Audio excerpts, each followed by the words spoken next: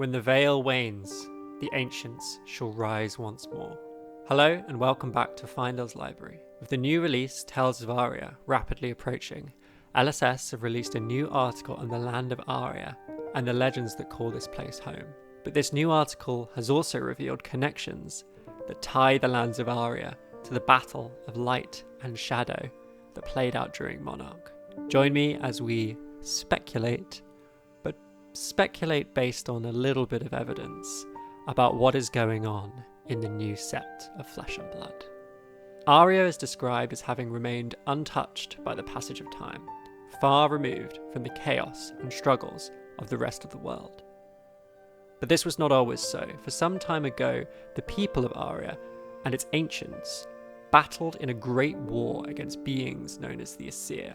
The ancients were allies of mankind. They fought together, and the Aesir were their enemies. We have heard of the Aesir before. Chane and the disciples of pain are burdened with duty to protect humanity from the return of the Aesir.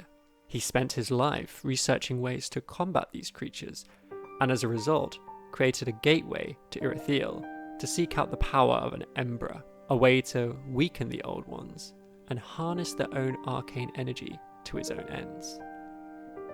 But is there a further connection between the Aesir and the city of Solana?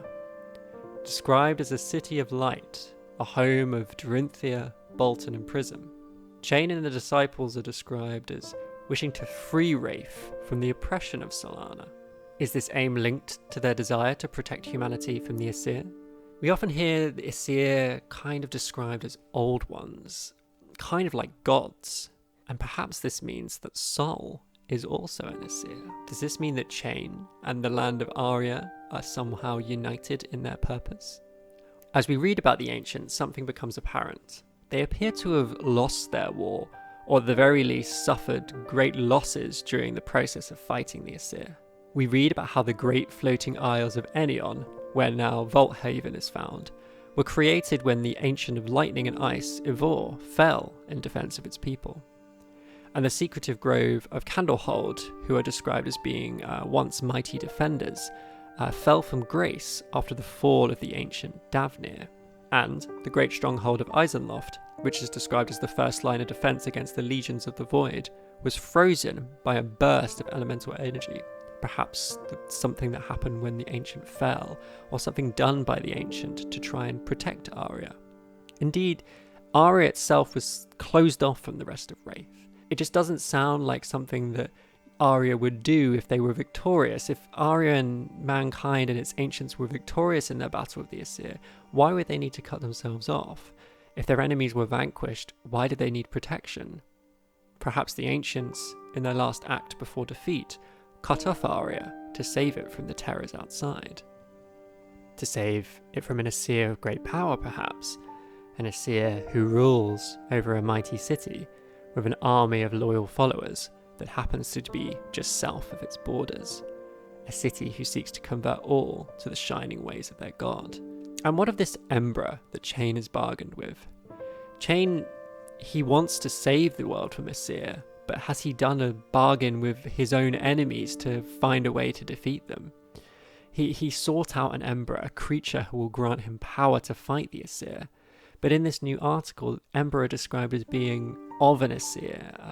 Aesirs and their Embers stir in the slumber. It's like they belong to a god, like they're foot soldiers or commanders, demons in employ of a greater devil, or angels in employ of a god. And on that, what does this mean for the Heralds of Solana? It increasingly sounds like Heralds are Embers. If Sol is an Aesir and Embers are the foot soldiers of an Aesir, surely this means the Heralds are Embers as well. Is Bellona to Bolton no more than Asir is to Chane? Great change, so apt for the land of Arya, is coming to Wraith and to Flesh and Blood. More mysteries are beginning to unfold, barriers are falling and defenders rising to once again do battle with their mortal enemies. But will the ancients stop at merely destroying the creatures of darkness brought forth by the followers of Shadow? Or will they see that the brightest light of Sol casts the darkest shadow all over the land of Wraith? Thank you for watching. We'll have more content as the heroes are released for Tales of Aria, getting it out to you as soon as possible. I hope you've enjoyed this video, and I'll see you next time.